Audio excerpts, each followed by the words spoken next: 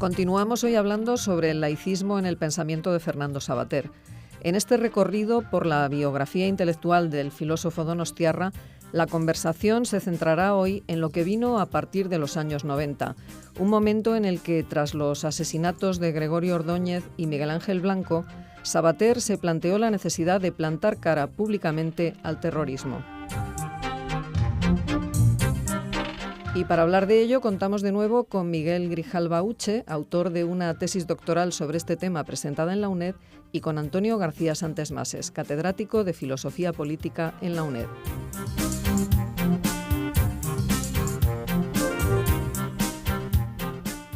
Buenos días, tenemos hoy con nosotros al profesor, al doctor, al doblemente doctor Miguel Grijalva, doctor en Filosofía y en Medicina, para hablar de su tesis en filosofía sobre el laicismo, pensamiento de Fernando Savater. Y habíamos hablado un poco de las etapas, la primera etapa en la que de alguna forma se divide su vida y su biografía intelectual, una etapa del Savater que se inicia a principios de los 70, el Savater de nihilismo y acción, de filosofía tachada, el Savater que se incorpora en la segunda mitad de los 70 al periódico, que va a aparecer como uno de los ejes, o como el eje quizá, más importante de la vida cultural en aquel momento, el diario El País, y el Savater que en aquel momento pues expresa su reticencia, su distancia, propiciando, proponiendo, por lo menos asumiendo él como posición propia un voto de abstención a la Constitución del 78. Y frente a eso, pues el momento donde él, tras la victoria del Partido Socialista en octubre del 82, él ya estaba antes quizá, pero se fue enseguida desde luego a lo duro, a lo difícil, que era irse al País Vasco, y allí empieza toda la evolución de él, en aquellos años tan duros, lo que fue la Facultad de Filosofía Zorroaga. Sí. Y el último día, Miguel, nos habíamos quedado en el momento que tú dices que él le tienen ya que sacar de allí porque su vida ya está en un peligro cada vez mayor, está con las escoltas y ya se viene a Madrid, pero sin embargo no abandona para nada el compromiso, casi yo creo que lo incrementa en relación al País Vasco. Y entonces, ¿qué es lo que él va viviendo en los años 90? Porque él en las memorias algo dice, cuando matan a Gregorio Ordóñez, con el secuestro de Miguel Ángel Blanco, el momento que matan después a concejales, aquella frase tan macabra, ¿no?, de socializar el sufrimiento, una frase realmente macabra, terrible. Y entonces, de alguna forma, pues ahí está un poco ese planteamiento, ¿no? ¿Cómo es ese mundo de los años 90? Claro, ese es el tercer periodo que hablo yo, ¿no? Una vez que ya Savater ha vuelto ha traído, ¿no?, a la Universidad Complutense, a una cátedra con programa propio, y cuando ocurre otro hecho importante para mí, como digo, son acontecimientos políticos los que van marcando un poco la forma en que voy dividiendo su biografía, es el asesinato de Gregorio Ordóñez, del Partido Popular, y cómo, pues bueno, creo que una semana más tarde o 2 semanas más tarde, Álvarez Cascos quiere hacer en el frontón de Anoeta de San Sebastián un homenaje al político asesinado, al cual acudirá también la viuda de Enrique Casas y donde Fernando Savater es invitado. No solamente es invitado, sino que acude. Y aquí se produce una ruptura, por eso decía, pues el tercer periodo, la ruptura con lo anterior, esa equidistancia que habíamos hablado en el programa anterior, ¿no?, de que bueno, pues hay una violencia en el País Vasco realizada por ETA, pero también hay una violencia, se decía, ¿no? Hay unas torturas por parte de la policía y hay una violencia de Estado. Entonces había un poco de equidistancia entre los dos lados, la Constitución no había sido aprobada por el País Vasco, es hasta, incluso yo creo que en algún momento lo dice Savater, es hasta inmoral, ¿no?, que el Estado intente imponer la forma de cómo quiere el País Vasco vivir o ser independiente. Sin embargo, en esta época, ya cuando comienza el asesinato de Gregorio Ordóñez, como hemos dicho, el homenaje, se da cuenta que hay que romper con esa equidistancia. Eso ya no vale.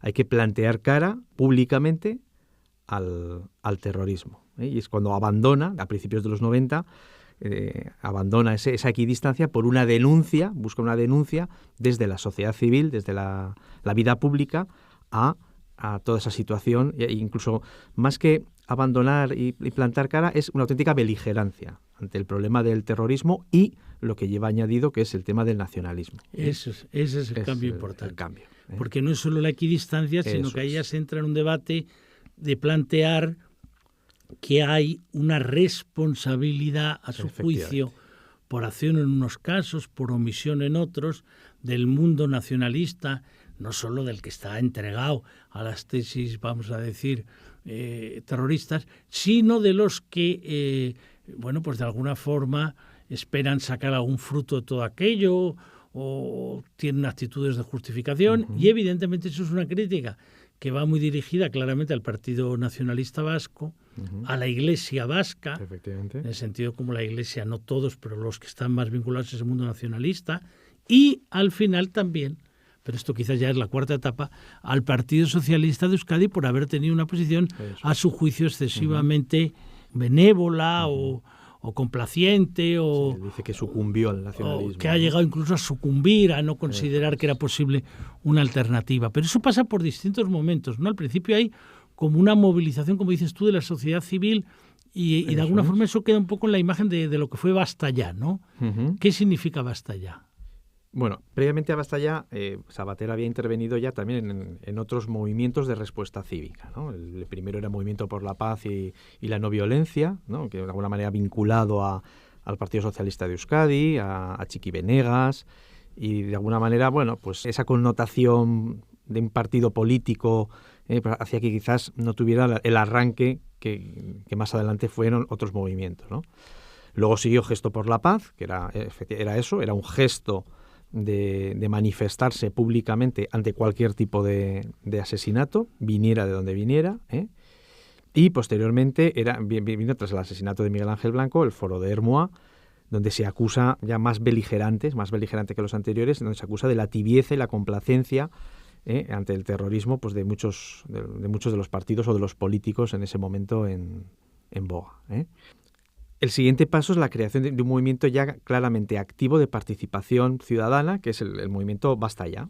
La idea era fundamentalmente ocupar el espacio público y denunciar lo que hasta ese momento no se había conseguido denunciar, que era el problema del terrorismo y del nacionalismo. Es decir, señalar que lo que dice Savater, o sea, el nacionalismo es una aberración política, una enfermedad asociada, ligada al mantenimiento de la violencia etarra y apoyada por ella. Y que lo que intenta es imponer una hegemonía ideológica utilizando los medios autonómicos, pues como era la de comunicación o de enseñanza. Basta Ya lo que intenta es presentar una alternativa a lo que se había hecho en ese momento, que era el pacto de Lizarra, el pacto de los partidos nacionalistas que habían dejado de lado a los partidos no nacionalistas, y que sirvió para más adelante lo que propiciar el pacto antiterrorista entre PSOE y PP y, por tanto, reactivar las instituciones políticas en la lucha contra el terrorismo. Pero si te fijas, hay también un momento en aquel, yo creo que todavía estamos en este tercer periodo. Sí. ¿Tú el tercero hasta qué fecha lo llevas? Pues diríamos que será la creación del partido político UPyD. Uy, pero eso ya casi nos es el 2007. 2007, o sea que el tercer periodo casi le metes 15 años. Le metemos ahí, sí. Pero es la idea...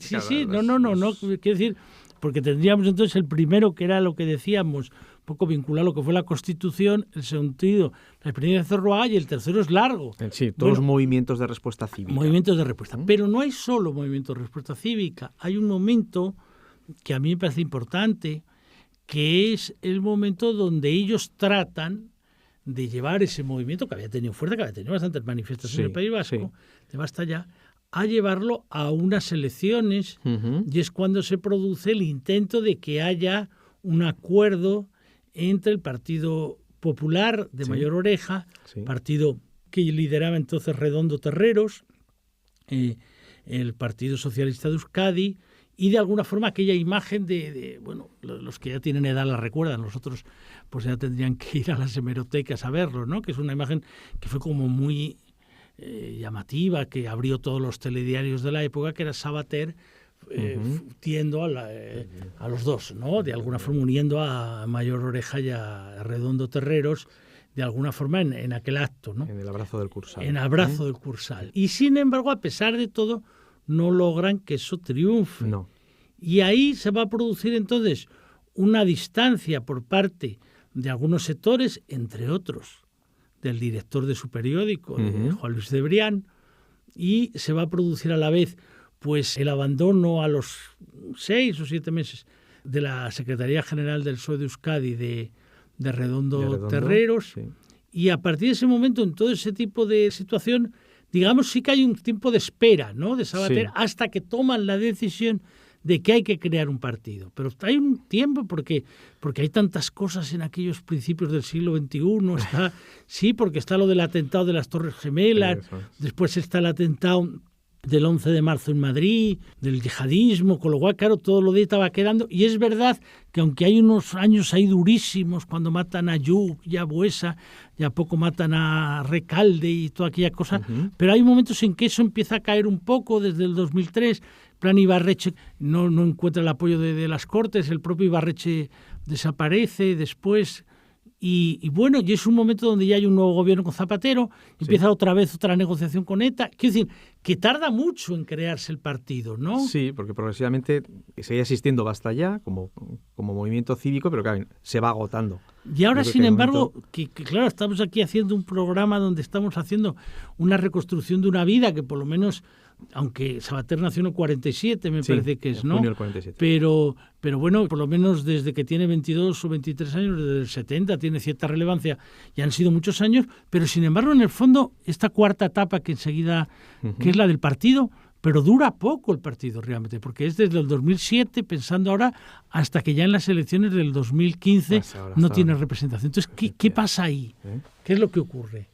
¿Por qué se deciden a montarlo? ¿Por qué eso no acaba después de tener la fuerza que, sin embargo, sí ha tenido otras opciones, ¿no? ¿Qué ha ocurrido ahí? Bueno, en el 2007, hacia mayo del 2007, un grupo de intelectuales que estaban en Basta Ya, viendo que se agotaba el movimiento cívico, pues optan por intervenir en política, crear un nuevo partido político, ¿no?, cuyo objetivo sea la lucha contra el terrorismo, contra ETA, la regeneración democrática, la lucha contra el nacionalismo obligatorio, que es que también decía Savater, que inicialmente pasa por una plataforma en Internet, Plataforma Pro, y a partir de septiembre del 2007 la creación de Unión Progreso y Democracia, que es el partido político.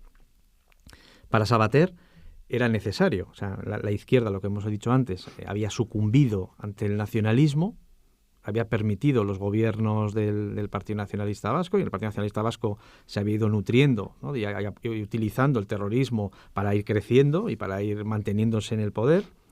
Él lo dice en algún momento, que él quería seguir votando al Partido Socialista, pero no lo puede hacer por esa situación del Partido Socialista de Euskadi, porque no ha rechazado el nacionalismo, porque no se ha tenido el pacto antiterrorista.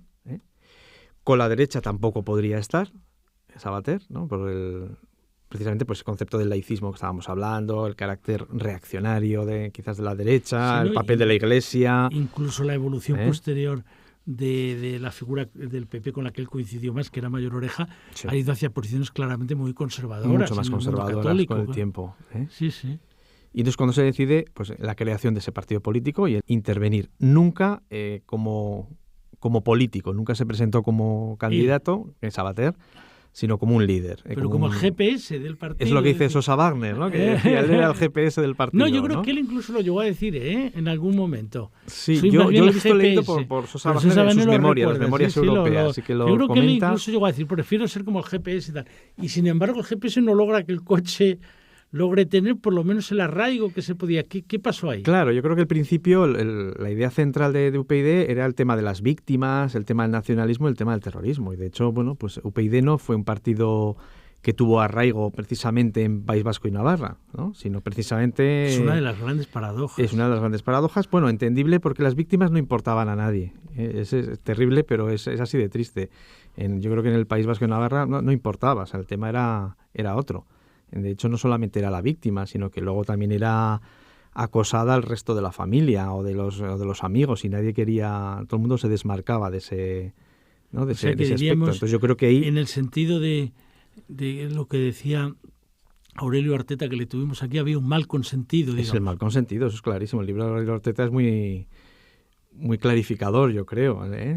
Tu vivencia como persona, aunque ahora vives en Burgos, pero que vuelve, que es porque, oye, un navarro que no sienta Pamplona, si habría mar en Pamplona, lo que se dice allí. ¿Tu vivencia es que eso era así? Sí. Que había una cierta idea de mal consentido. Había mal consentido y había un silencio consentidor, ¿no? El cómplice, el espectador, que dice Arteta, La gente no quiere problemas y no quiere significarse, que era también otra frase que se decía, ¿no? Y que igual era incluso hasta los consejos que te podían dar en casa, ¿no? de no te signifiques. Y entonces las víctimas estaban solas. Ya. Las víctimas se lloraban en casa, creo que no sé quién lo decía, las víctimas se lloraban en casa. El tema central en ese momento de UPyD no era algo que interesase en el País Vasco, sino todo lo contrario. Sin embargo, fíjate además que, de la crítica al nacionalismo. No mucho, pero tuvo alguna representación, sobre todo en Madrid, tal. En Madrid, y sí. Sin embargo no logra allí, o sea, efectivamente ni en Navarra ni en el País Vasco. ¿Y eso por qué después va provocando? Quizás por el impacto de la crisis económica que hace que estos temas vayan teniendo menos relevancia, quizá por el final de ETA a partir del 2011. Las dos cosas, ¿no? La crisis económica, el final de ETA, que de alguna manera es como si hubiera desaparecido y hubiera sido metido en un baúl, ¿no? El problema de las víctimas y del terrorismo, el 15M, todo lo que ha surgido, hizo que UPyD tuviera que cambiar la dirección o el pensamiento, ¿no? Abandonaron el tema de las víctimas, terrorismo, quizás se orientaron más hacia problemas de la corrupción, las denuncias de casos de corrupción, Bankia, Caja Navarra, que es donde... Pero sin embargo eso no llega a cuajar. Y entonces eso nos plantea una pregunta, que es la que yo he querido reservar con un cierto tiempo para que te puedas extender bien. Uh-huh. Vamos a ver, ya que estamos en un programa de filosofía, ya que estamos con un médico que logra auscultar los cuerpos humanos y a los pacientes, y en esta ocasión ha auscultado la vida de Savater durante tanto tiempo. Bonita metáfora. Tenemos esa pregunta, ¿no? Bueno, más allá de que él haya tenido éxito o no, que como GPS, que parece que mucho éxito desde luego no por la desaparición de UPyD, pero ¿qué queda de su pensamiento? ¿Está vigente? ¿No está vigente? Yo te dijera un alumno de 20... Oiga, yo he oído hablar de este señor Savater, pero no me hago una idea clara. Exactamente, ¿me podría usted decir qué puntos son los que quedan de ese pensamiento? ¿Qué es lo que aporta el pensamiento político a juicio de Miguel Grijalva? Yo sí que creo que el pensamiento de Savater sigue estando vigente, independientemente de que el partido que colaboró o intervino en su creación, como es UPyD, pues esté prácticamente terminado, en horas flacas, vamos a decirlo, a pesar del final de la aventura, que podemos llamar. Cuando yo empecé la tesis, o a mediados de la tesis, alguna vez creo que te lo he comentado, ¿no? Que un familiar mío me preguntaba si Savater da para una tesis, ¿no? Que es un poco el tema que me estás preguntando tú, la vigencia. Pues por supuesto, es decir, si uno lee lo que he escrito y pues, los temas que se habla, ¿no? De ciudadanía, historia, memoria, olvido, perdón con respecto a las víctimas, nación, Estado, identidad, pertenencia, justicia, no sé, son muchos términos que hoy en día siguen vigentes, siguen siendo de plena actualidad. Nación cultural, nación cívica, nacionalismo, diferencia, diversidad, ¿no? Es decir, sí, la forma que él escribe en política, hablando de esto, el pequeño ensayo y sobre todo la columna periodística, yo creo que su pensamiento es claro, sobre todo en 4 pilares básicos, ¿no?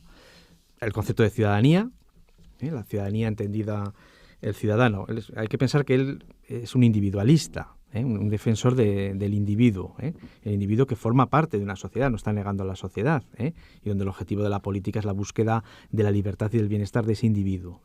Un individuo que tiene unos derechos y unos deberes reconocidos por el Estado, reconocidos, según él, por la participación en lo común, no por la pertenencia, que sería la pertenencia o la identidad, me da lo mismo, cultural, étnica, religiosa o política.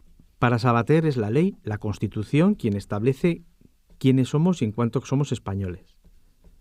Y eso nos va a dar el derecho de participación política, de protección social, de servicios básicos, el cumplimiento de la ley. De ahí que sea tan importante para este tema el concepto de la educación, es decir, que el Estado debe enseñar a los ciudadanos ser capaces de participar en comunidad y tiene la obligación de formar a esos ciudadanos. De ahí el papel de educación para la ciudadanía que él defendió. Una ciudadanía para Savater que es una ciudadanía sin identidad nacional, por lo tanto. Un concepto que probablemente sería inconcebible pues, para otro gran pensador nuestro como es Ortega.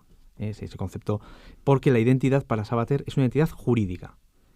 Es un ejercicio de titularidad democrática, de obediencia normativa a la ley. ¿De acuerdo? En ese sentido, por ejemplo, pues Savater rechaza el concepto de pueblo. El pueblo para él es una restricción colectivista. Sería un concepto algo así como prepolítico, superior, anterior, que de alguna manera es la que gobernaría al individuo, al ciudadano. con lo cual no deja de ser para él una petición de fe. La nación como sustituto de la religión, que también lo dice Antonio Lorza. Y por lo tanto caemos otra vez en el tema del laicismo, en la necesidad de eliminar cualquier concepto o idea que predisponga al sujeto a tener determinados privilegios o ventajas por una identidad del tipo que sea, política, cultural o religiosa. Y también rechaza el concepto de identidad como una construcción esencialista. La identidad lo único que nos hace es otorgar derechos a unos frente a otros, ¿no? Y eso, desde esa visión individualista, de defensa de ese ciudadano sin identidad, es uno de los pilares que definen a Savater. El segundo punto que me considero de la vigencia es el tema del laicismo, que hemos hablado, no solamente en cuanto al rechazo, ¿no?, del papel de la inmersión de la Iglesia Católica en la vida pública o en la democracia, en temas como puede ser la enseñanza, la ley del divorcio, del aborto, sino el laicismo entendido como separación de lo público y de lo privado, tanto en política o en ética o en las instituciones. Y por lo tanto, en relación con lo que he comentado antes, la laicidad es la lucha también contra el nacionalismo, con esa petición de fe. ¿Por qué? Porque muchas veces en estas sociedades multiculturales actuales, el mestizaje, que él lo defiende, ¿no? Cuando él habla en los primeros capítulos de su biografía, él precisamente habla de su mestizaje, de los orígenes de sus padres, de sus abuelos, de su madre. La gente en las sociedades multiculturales actualmente tiende a considerar el mestizaje como negativo y la necesidad de introducir una identidad propia dentro de ese contexto, ¿no?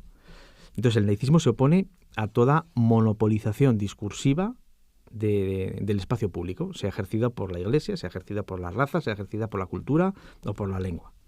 En tercer lugar, el tema del concepto de Europa. Él es un europeísta, una Europa del Estado de Derecho, una Europa del ciudadano, no una Europa de los pueblos, ¿de acuerdo?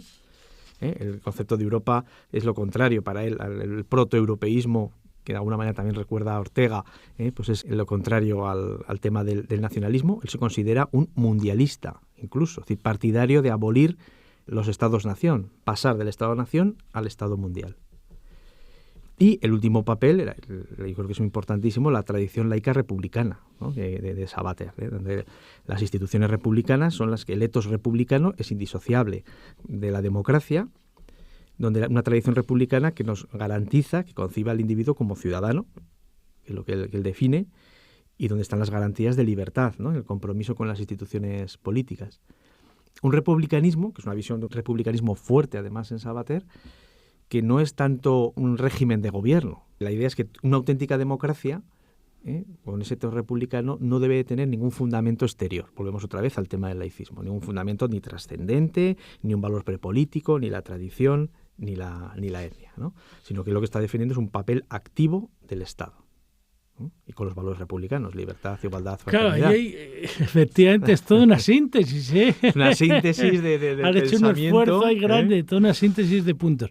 Vamos a ver. Creo que son un poco los valores, un poquito para intentar hablar de la vigencia. Claro, y ahí efectivamente se plantea entonces, porque yo creo que ahí muestra problemas que van mucho más allá de la coyuntura que él vivió, de la biografía más o menos dura, difícil, apasionante por un lado, pero a la vez pues arriesgada y heroica en momentos que tuvo el que vivir, ¿no? Y ahí probablemente, el recuerdo que yo tengo de su defensa brillante de la tesis doctoral, claro, con los profesores Álvarez Uría, Zamora y Jesús Díaz, claro, el problema en relación a Ortega, que salió como no podía ser de otra manera, el lugar que damos a la ley, a la norma, a lo jurídico, a la Constitución como norma. Es decir, donde de alguna forma quizás ahí hay una diferencia importante, tiene que ver también con el concepto de nación, pues claro, la idea de Ortega siempre es que lo político es lo secundario, el Estado es secundario en relación a la realidad viva. Entonces la realidad viva es la nación. Entonces solo cuando la nación logra que las distintas partes de un todo se vivan en un proyecto sugestivo de vida en común, es posible que la obediencia o la norma o la ley o la coacción o el Estado funcione.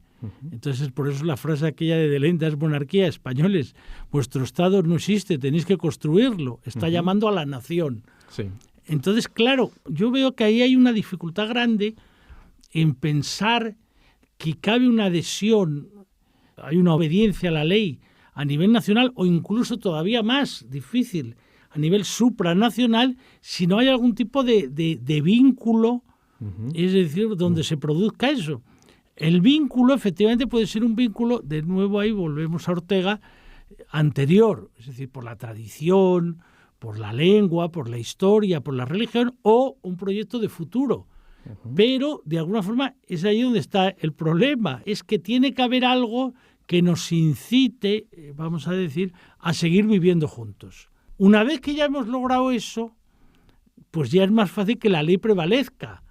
Pero claro, si no tenemos el proyecto sugestivo de vida en común, el proyecto de vivir juntos, pues es evidente que la ley en unos casos será utilizada como un instrumento de imponer una determinada identidad y en otros será utilizado como un mecanismo que hay que desobedecer para conseguir que otra identidad que se vive como una identidad oprimida emerja hasta llegar a ser reconocida o incluso hasta llegar a ser hegemónica. Pero ahí veo donde está un poco el problema. Y probablemente, quizás, me aventuro a pensar que uno de los problemas atractivos del pensamiento de Savater está en el problema de cómo se intenta buscar ese tema del republicanismo, de la laicidad, en relación al tema de la multiculturalidad y en relación al tema que él tiene muy presente siempre de lo que ocurre, por ejemplo, pues en Francia, con el tema del yihadismo. Bueno, ahí hay todo un elemento que, claro, choca completamente con